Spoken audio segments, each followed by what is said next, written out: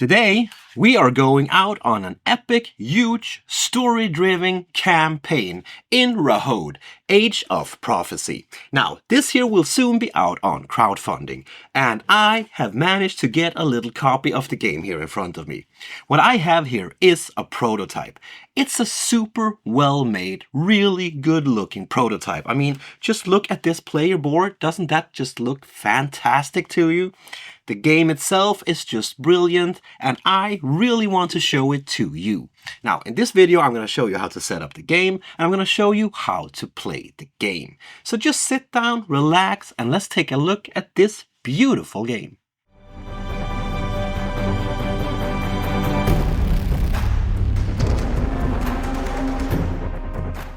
So first, we need to choose a character that we would like to portray as. Aldria here, for example. Here we have a nice little portrait of her, but we also have some stats, meaning our life, our skills and movement points, and in the bottom our starting skills, but also our starting gear. Now we need to set this up out on the board here. We start with our life value, 14. This means that we should put one red peg on 4 and another one on 10 below, giving us a total of 14. Below that we have the movement value, which we can see at the bottom of these stats. Here it says 6, so we should take this white peg and put it on 6 on the movement track. Next we need to fill out our body, spirit, mind, focus and presence values. All of these values can again be found on the right side of our player card. Body says 12, spirit 6, mind 7, focus 9 and presence 6. As we can see on these little cubes, we have a white spot. This white spot should be pointing at whatever value our card is saying. On the right side of this board we first have 5 spots. These 5 spots is where we keep our skill cards, and which skill cards we start with is stated at the bottom of our character card. These 3 here in this example right now. Like we can see up here on the skill card, it says which type of skill it is. In this case, body skills. We take these 3 and we put it in the body skill slot. Next we have fatigue down here. We will have that on 0 for now.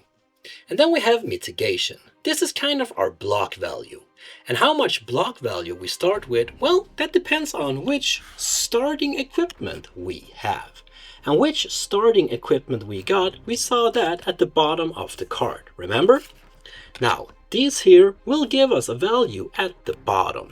In this case, this letter here will give us a mitigation of 2, while the wooden shield will give us a mitigation of 1. But the sword will of course not give us any block value. So we will start in this case here with a mitigation of 3. Now, how many skills we can have is stated down here on skills. This indicates how many skill cards you can have.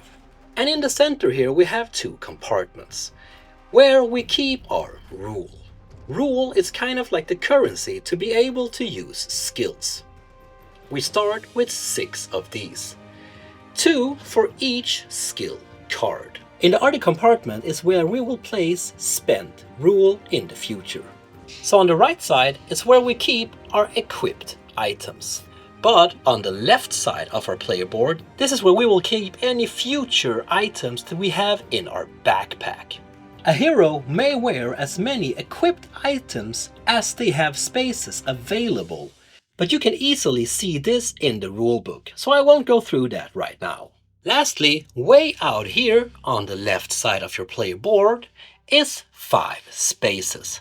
But these won't be filled up just yet, because in the future you will have modifier dice, meaning these small ones here, giving you either a plus or a minus value to a certain skill.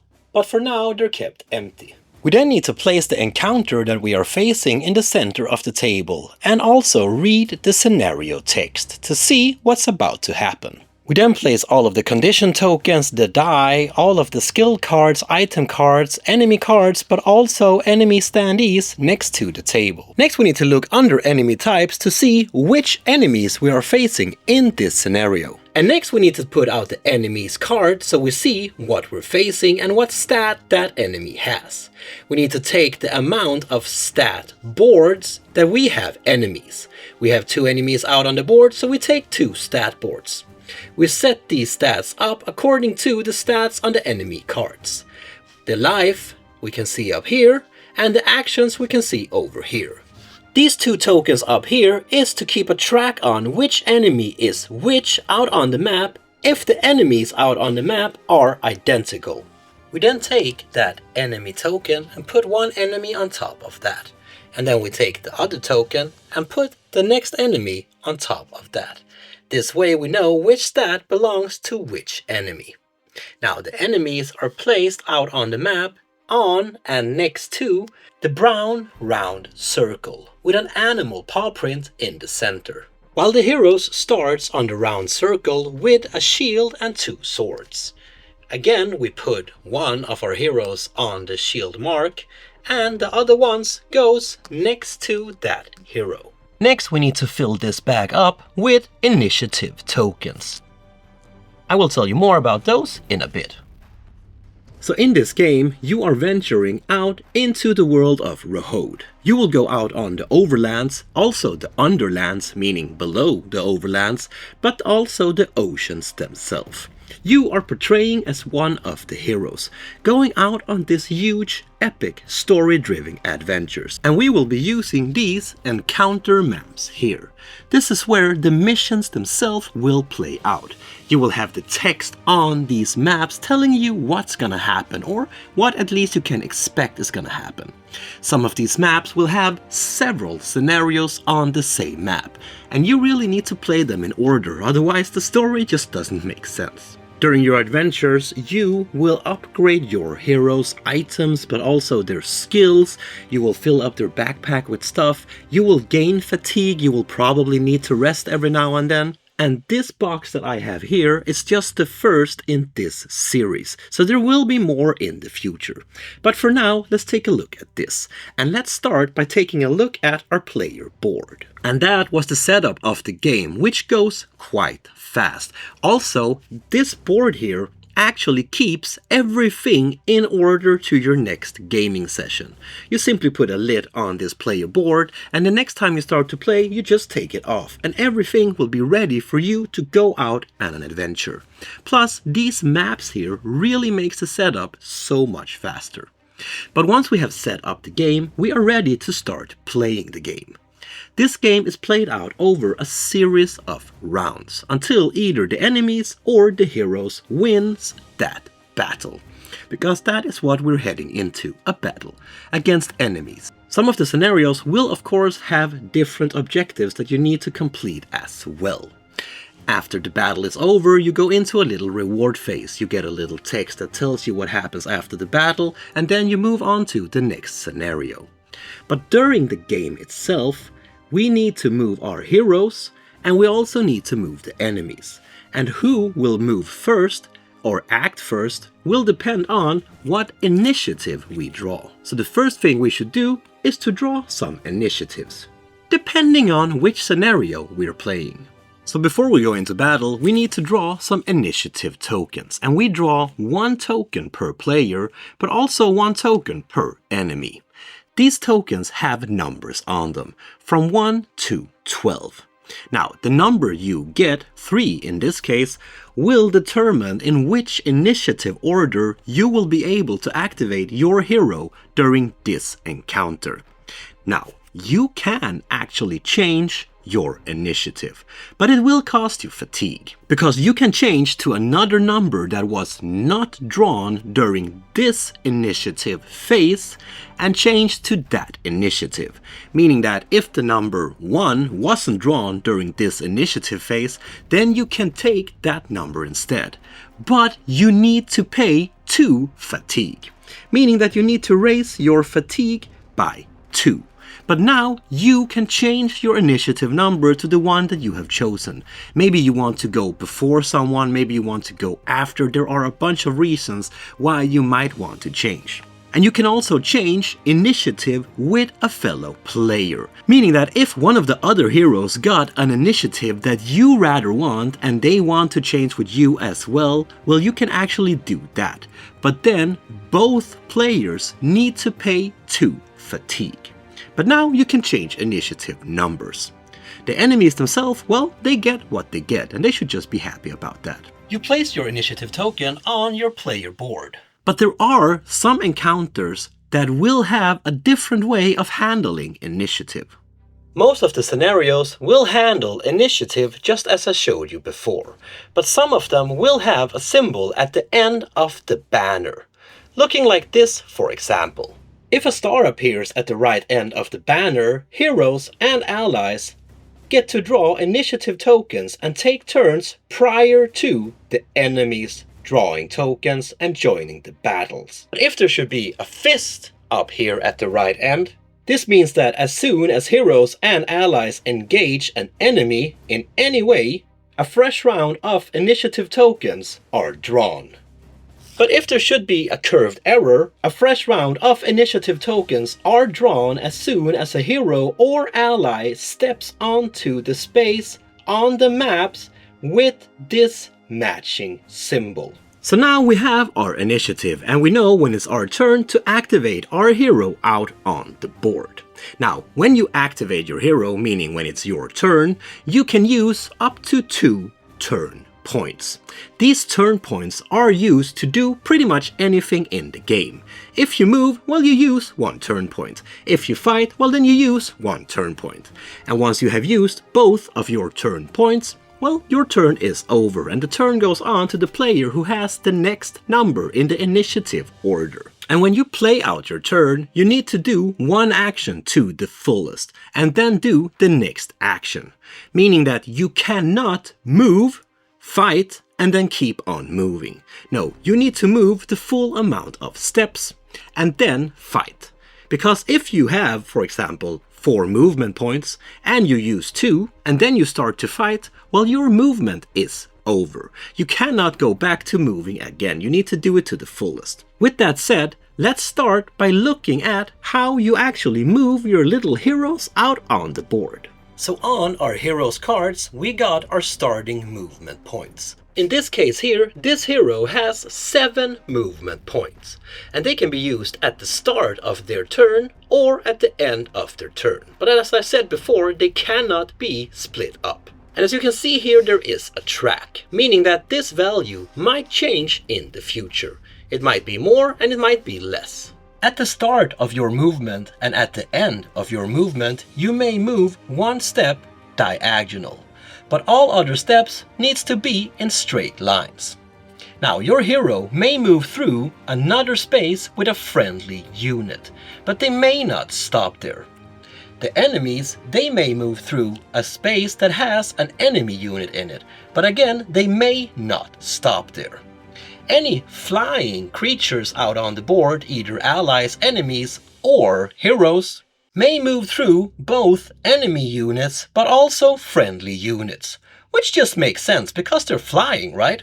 And you may move as many steps, meaning 1 of these squares out on the board, as you have movement points. And the enemies may move as many steps as their card says. Enemies whose base are larger than 1 square may begin their movement within any square adjacent to the square their base occupies.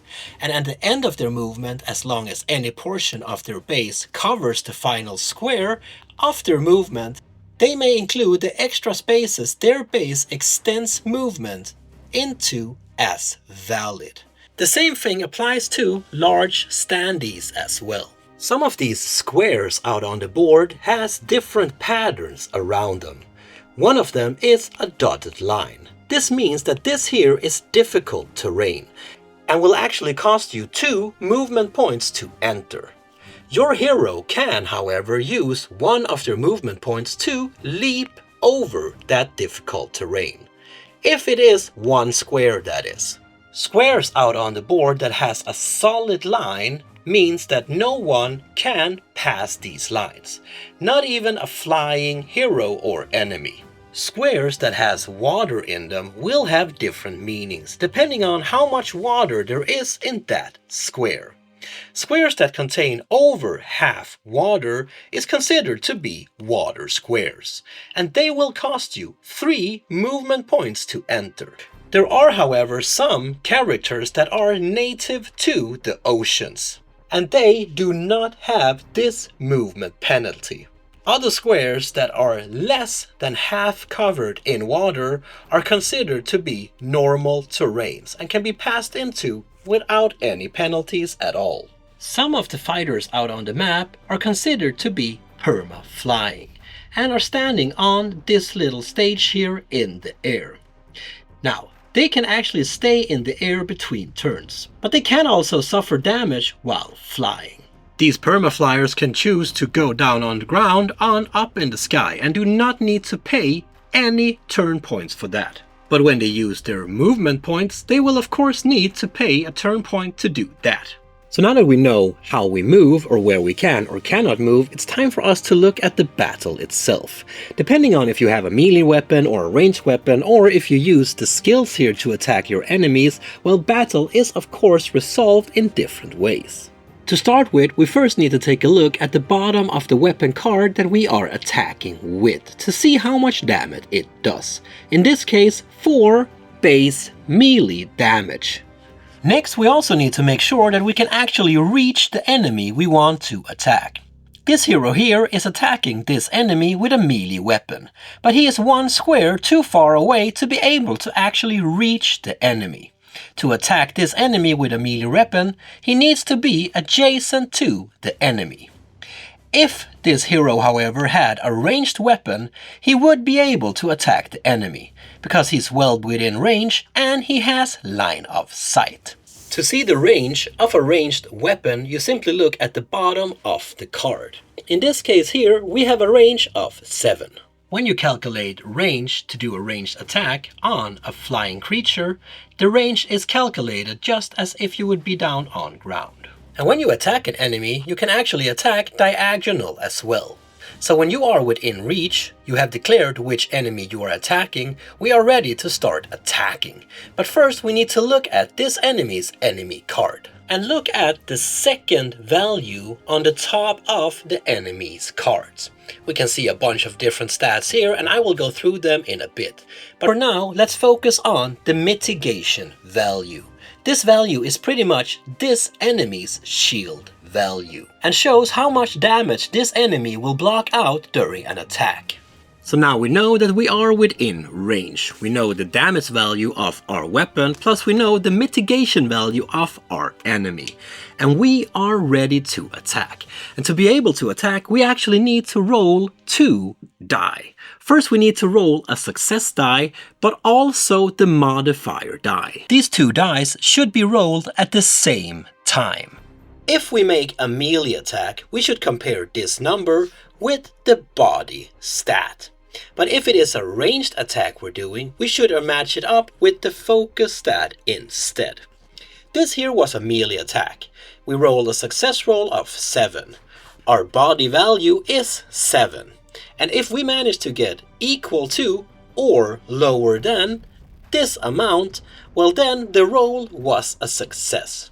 Once we know that we have managed to do the attack successfully, we need to add the modifier as well. So now let's sum this up. We started with a base damage value of 4. We then made a success roll and managed to hit the enemy. Our modifier was +2. We take this modifier value and we add it to our base attack value, which was 4, giving us a total attack value of 6. That's right, I know how to count. But do you remember the enemy's mitigation value? In this case here, that was 2. That means that we need to withdraw 2 from our total attack value of 6, giving us a total attack value of 4 on the enemy. When we have calculated how much damage we managed to make, we simply move this little peg here down the same amount on the enemy's stat track. And this is why we have the colored tokens up here, so we can keep a track on which of the two identical enemies out on the board we actually attack. During your turn, you can only do one physical attack, with some exceptions, because you can actually do 2 range attacks, 2 melee attacks if you wield 2 weapons, meaning 1 sword in each hand, for example, or if you have 1 sword and 1 shield, or if you are unarmed and simply just fight with your fists. Then you could also do 2 physical attacks during your turn. But then your turn is over and you cannot do anymore. You can't use skills, move, and so on. You had your fight, brother.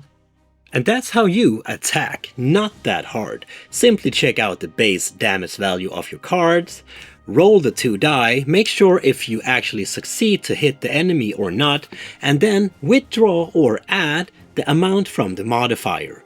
Then look at the enemy cards to see their mitigation value and withdraw that. But, of course, there is one more little rule, and that is if you manage to get 1 on your successful, meaning that you roll the value 1, you manage to do a critical hit. And in that case, you do not withdraw the mitigation value.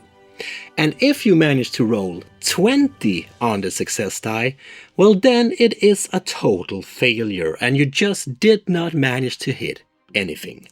So now we know how to move and we know how to use our weapons. But we actually have some more things that we can do during our turn. Because we have skills, remember the cards here, and then we also have some racial abilities.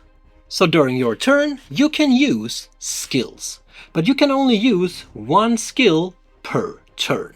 And these skills here are actually quite powerful. But to be able to use them, you need to pay rules. In this case here, you need to pay 1 rule to be able to activate this skill.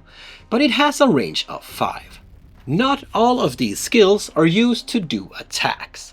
Some of them are used to remove wounds, reduce fatigue, increase movement, and so on. Some of these skills will require a success roll.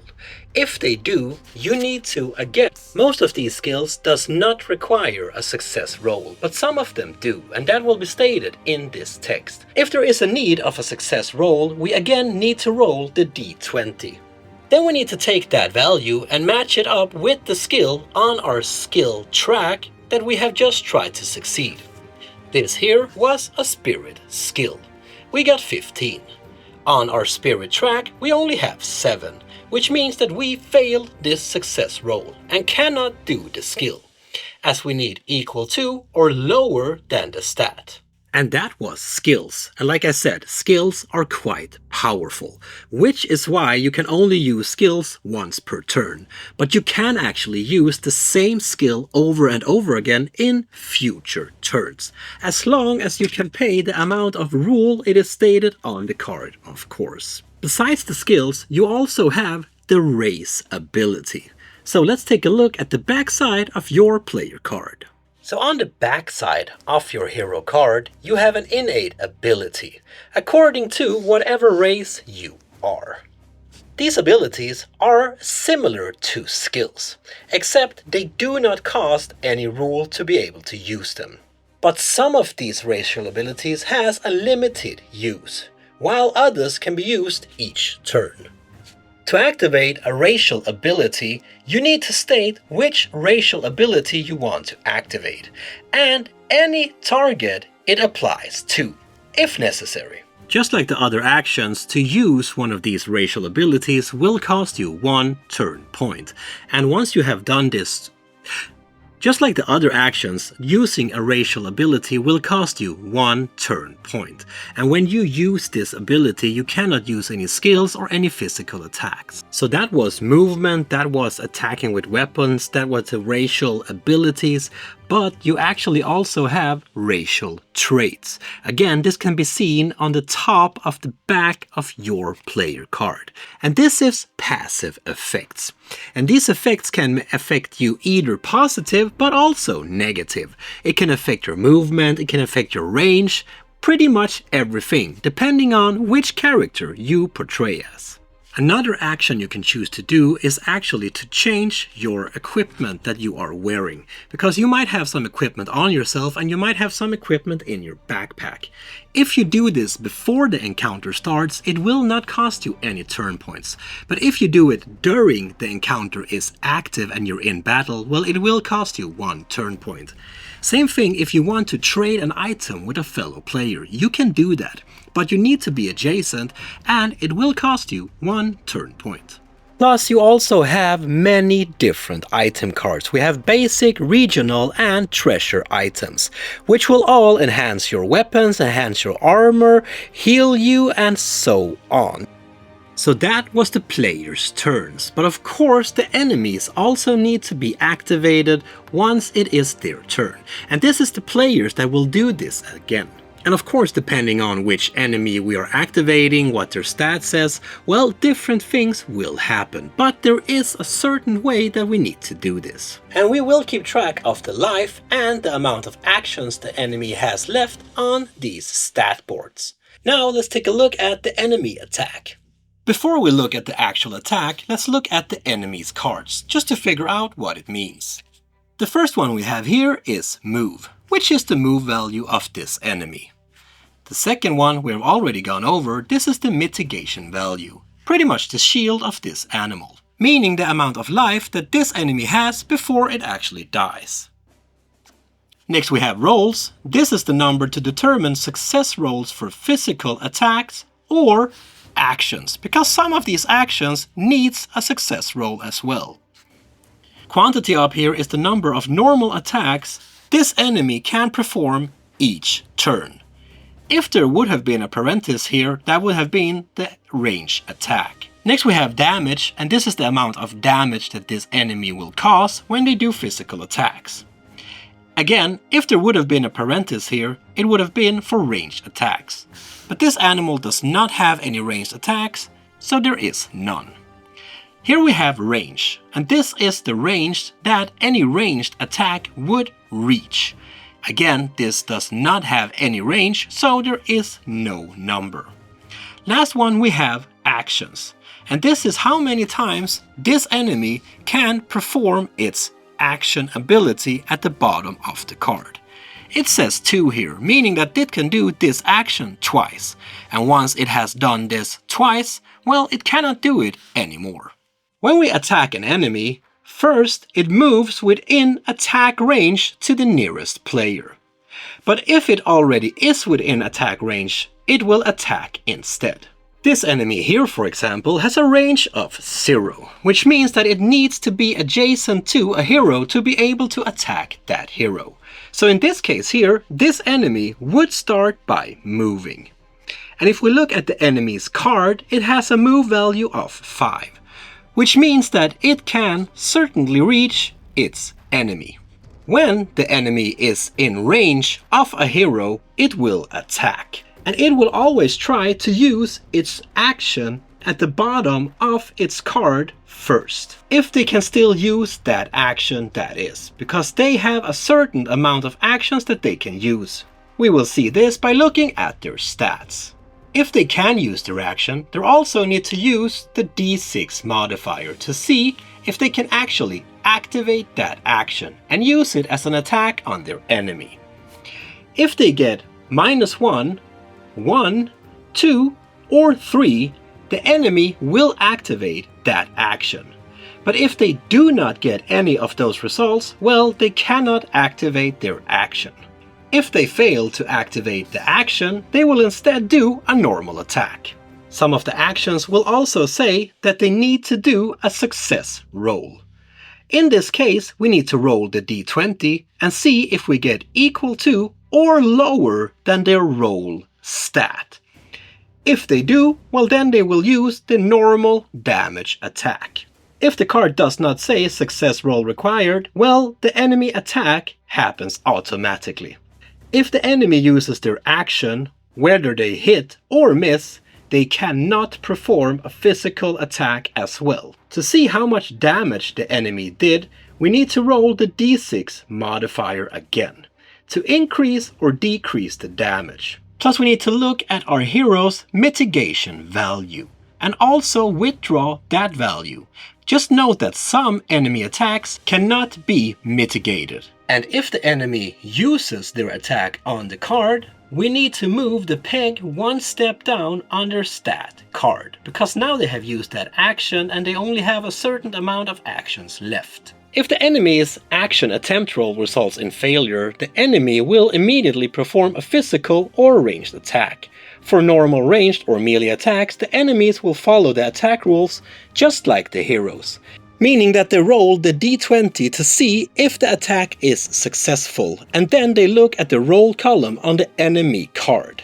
After that, they also roll the d6 modifier die, and they're all performed at the same time. Sometimes there are several heroes that the enemy could potentially move closer to and cause damage to. In that case, there is a priority list in the rulebook to make sure that the enemy target the right enemy. So, to sum up, the enemies will move in to be able to actually do an attack. If they are melee, they will of course try to get all the way adjacent to their enemy so they can do a melee attack. If they have ranged attack, they will move away as far as they can so they're able to do their ranged attack. Some enemies have both melee and ranged attack, and they will move in to be able to make the most damage possible. While some enemies can attack several enemies at the same time. In that case, they will move in to be able to do as much damage per target as possible. But the enemy will always try to do the action on the bottom of their card first. If they for some reason fail to do that action, then they will try to do a physical attack. But if they manage to do their first attack action on their card, well, they will not do a physical attack as well, which is a good thing. Now, when you are in battle and you fight with the enemies and the enemies fight you, eventually you or them will get some kind of condition. There are a lot of different conditions in this game, so I will let you figure out what they do on your own. But basically, when you get one of these conditions, they will last you 3 turns. And you need to take 3 tokens of that condition. Every turn, you will get rid of 1 until you eventually are free from this condition. If you do not get that condition one more time, because then it will fill up again with 3 new tokens. Some of these nasty enemies will also cause you afflictions. There are 5 different afflictions that you can get in this game, and they're all stated in the rulebook. When you get one of these afflictions, you need to roll the d6 to see which one of these 5 wonderful afflictions that you are afflicted by. Remember I told you about fatigue at the start of the video? Well, fatigue is actually quite important to keep a track of as you go on in this game, because it can affect your gameplay quite a lot. And you will gain fatigue as the game goes on, either when you switch maps or when you switch the initiative order as I showed you at the start of the video. But how does it actually affect you? Well, let's look at that. If you get too much fatigue here, you will need to get some negative modifiers over here. This is considered to be a light fatigue and will not give you any effect. But if you have 6 to 8, this is considered to be a moderate fatigue. And that will give you a -1 modifier on all of your skills. Meaning that you should put one of these next to all of your 5 skills. So from now on, to be able to succeed in any of these skills, well, you will now need to roll 1 more to be able to succeed.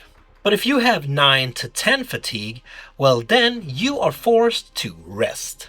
A hero that is forced to rest due to too high fatigue cannot be a part of this battle anymore. They can't fight, they can't move, well, they can't do anything, and they are removed from the encounter. And that is how an encounter works. We activate our heroes, we activate the enemies, all accounting to the initiative tokens.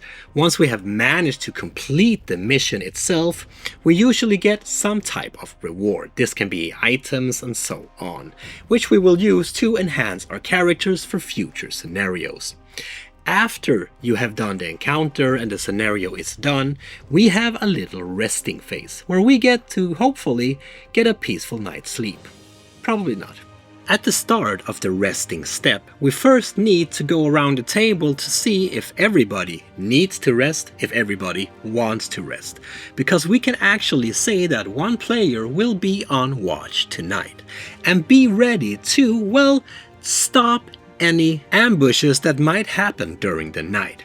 Because if we all sleep, well, the enemies will be able to sneak up on us and bang us in the head without anybody being prepared for it. But if one keep watch, well, then we at least have a little chance to prepare ourselves and maybe mitigate some of the damage.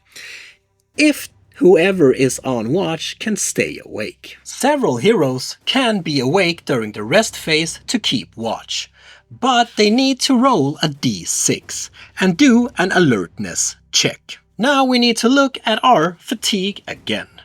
If we have 0 to 3, we do not need to do any check. But if we have 4 or 5 in fatigue and we roll -3, well, then we fall asleep. If we have 6 or 8 in fatigue and we rolled -3 or -2, we fall asleep.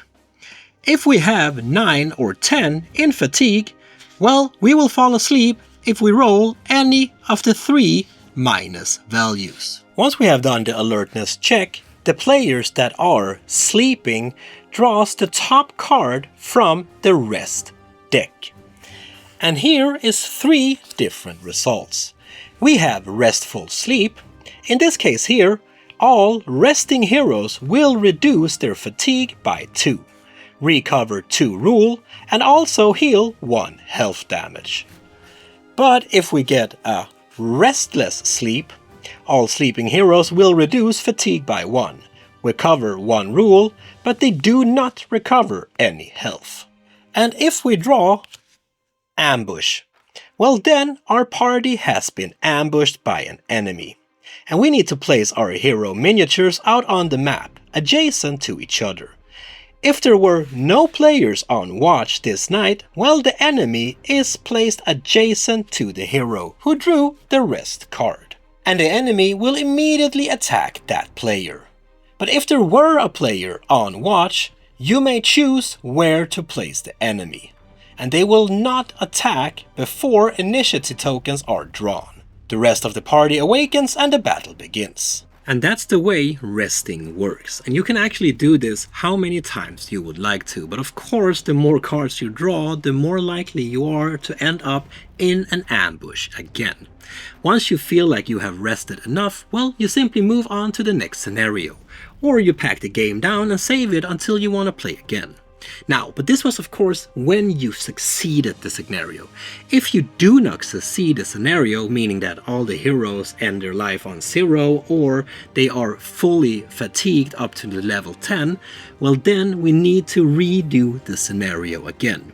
And we need to reset all the heroes by 50%. So it's a good thing to make sure that we are well rested, we have the items that we need, and we are well prepared to do the next scenario. And during your adventures you will also get allies. These allies are treated, well, kind of like the enemies. They will get their own initiative, they will have their own stat tracker, they will go out and attack the enemies and help you on your adventure. And that, my friend, is how you play Vrahode, Age of Prophecy. And like I told you, this is just the first in a series of this game system. And I have played a couple of the scenarios now, and I think that the game is just beautiful. It's well made, it is really intriguing, you want to know what's gonna happen further on, you want to advance your little hero here, get better stats, get better items, you want to know what happens in the story. I also really like the artwork, I like the way you set up the game, it really goes so fast when you compare to a lot of the other big campaign games out there. This take no time at all. Also the teardown, it all goes quite fast. Plus the story is quite intriguing, and as you play along you just want to know more. And the quality is just great. I mean, look at this player board. Isn't that just the coolest thing you have ever seen? The way you keep track on your little skill cards, the skill cubes, your own hero card here. Plus, you also get one of the best inserts I've seen in a long time. I mean, here you can really have your standees and your little miniatures here in the right place. You have a compartment for cards, for cubes. everything. And like I told you, you will also have a little lid that you can put on top of your little player board here. So the next time you play, you simply just take off the lids and you're ready to start playing. This is just brilliant. There we go, my friend. That was Vrahode Age of Prophecy. A really nice game, really big game. Not too many components, which I also like. I mean, some of these big box story-driven campaign games, they have like 1,000 components. Here, there's not that much, but it is enough. You do not need a whole table full of things. This is more than plenty. I really like this game. If you want to know more about it, well, check out the links down in the description and it will take you straight to everything you need to know about this pretty game. If you like this video, well, do me a little favor here and subscribe to the channel, like the video, throw in a comment, whatever you want to do. Send the video to your grandma for all I know. But most importantly, my friend, please remember to keep on spreading that board gaming love I know you all have. Peace out.